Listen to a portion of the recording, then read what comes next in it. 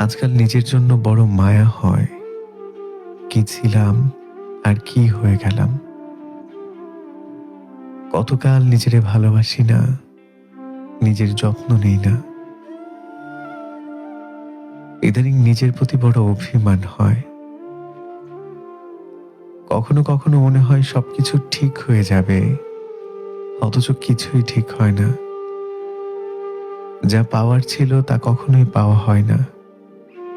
পেয়েছি সামান্য কিছু মায়া আর অগণিত স্মৃতি। আচ্ছা, আমি কি আমার মধ্যে আছি, নাকি আমার মধ্যে অন্য কেউ বাস করে? আমি ঠিক বুঝতে পারি না।